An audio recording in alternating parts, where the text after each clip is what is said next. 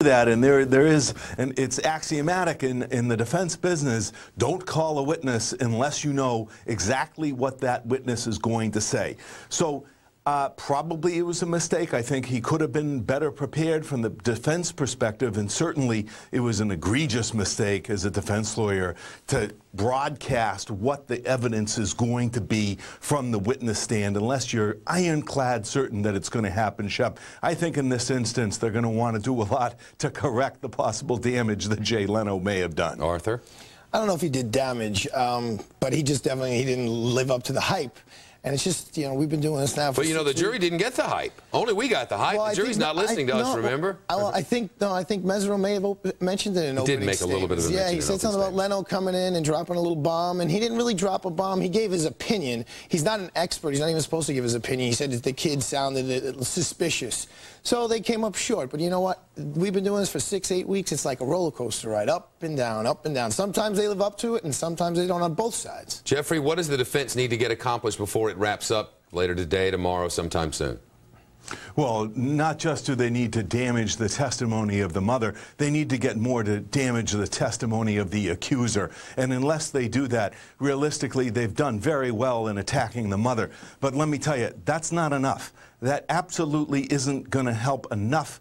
I think he's going to have to go after the victim just a tad bit more. Then I think you'll have a relatively quick defense verdict. Now, Arthur, you're the prosecutor. You get a rebuttal case beginning tomorrow or the next day or sometime soon. What do you start with? What's important here? Well, if there's anything that they have, and it may not be, but just to bolster the kid, bolster what he said, and to just point out. I mean, do you put that kid back up there and have that? No, why? I just don't think that there was have enough. That kid go, wait a minute, remember? No. I was molested by Michael Jackson. I was molested by a grown man in his bedroom while I was under his control. Remember? You do that? I appreciate your animation, but there are rules of evidence, and they're only allowed to bring in.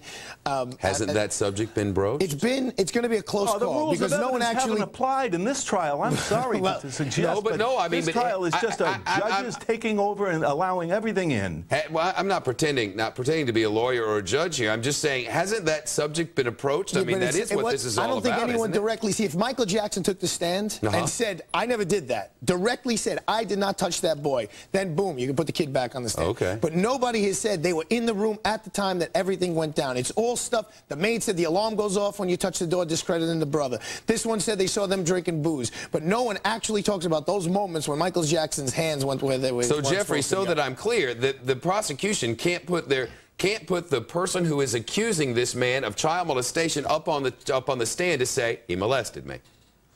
Well, the judge is allowed just about every. Ooh. The judge froze him. What about it? No, it's the judge's call. If the judge thinks that it's appropriate, that it falls within the parameters of the rules of evidence in terms of a rebuttal case, yes. But the prosecution is not allowed to retry their case all over again. They cannot put that kid on the stand and start from square one and start saying all over again, what happened? How do you know Michael Jackson, et cetera, et cetera, et cetera. TV 101, you know why that happened? No, why? Did you see the clock under the camera there?